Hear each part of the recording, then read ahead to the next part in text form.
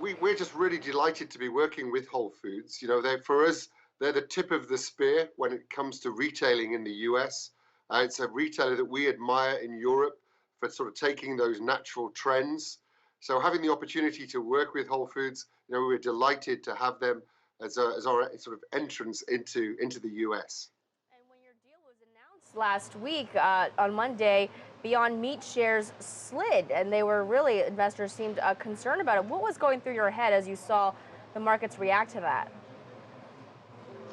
Yeah, look, I think it's encouraging. We're in a market where we see ourselves competing with Impossible Foods and Beyond Meat. They're our direct competitors. So it was a signal that we're coming to the US, and that, the markets are responding to more competition. We're British based, we're more of a European flavor. Maybe our brand is slightly more European in appeal, but there's clearly a demand for us in the US. The issues that they have run into is scrutiny around their own issues of dealing with demand from the markets. How are you able to combat some of those fears from people who are very interested in the meatless industry but don't see the meatless companies necessarily being able to keep up with that and put the right amount of supply on the table for even some of the retail partners? Yeah, that has been a challenge. I think we've just added a second line, and we're actually expanding again into a new factory, and we're looking for other manufacturing partners as well to help us to expand our production both in Europe, in the US, and we're also looking in Asia too for manufacturing partners. We recognize that the space is moving quickly, and you need to have the right manufacturing capability behind us. But we think with the right planning, we'll be fine when it comes to meeting the demands. And the deal, it seems like it's only for about half a year, right, Rob, at the moment with Whole Foods. How do you expect that to grow? Maybe do you want it only to be 6 months? Why this amount of time? Yeah, it works for us too. Working with the Whole Foods team for a period of time allows us to come into the US, understand the dynamics behind the market. We've opened an office in New York, so we're looking to staff that up at the moment. So after 6 months of working with them, we'll then look to expand out further into the US. What kind of trends have you seen from Canada, UAE, Hong Kong, Sweden that would carry over well to the US? Look, I think often a lot of the trends are happening in the US, often on the west coast of the US. We talk about how they might sweep across, come across the Atlantic, often hit Northern Europe, when we talk about Scandinavia and then into the UK, and then down Europe and sometimes off to Asia. So I think what you're seeing in the plant-based meat alternatives trends in the US, we're starting to see those really emerge now in Europe. Probably slightly different plays, but still the big drivers are personal health, care about the environment, and care about animal welfare. Mm-hmm. And even I just came back from Hong Kong a few weeks ago. The same trends are emerging right across Asia and Asia's Pacific, down into Australia and New Zealand.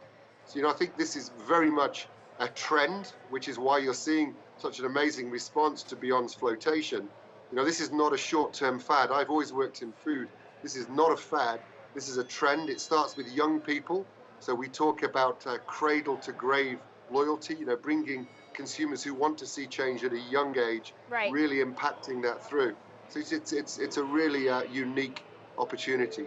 It is, and it's been around also for a lot longer than some might imagine. According to Whole Foods telling our team that there are already hundreds of plant-based meat alternatives on their shelves. How do you compete in terms of the actual end product, and even when you've got Impossible, Beyond, what does your product do differently?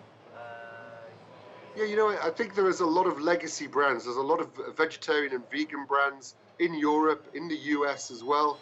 I think the difference here is that we're not primarily targeting vegans or vegetarians. We're trying to target what we call flexitarians, or meat reducers, people looking maybe to just change 1 or 2 times a week, to come from consuming a lot of meat, but then trying to improve their diet for health reasons, or to really try to contribute to the environment.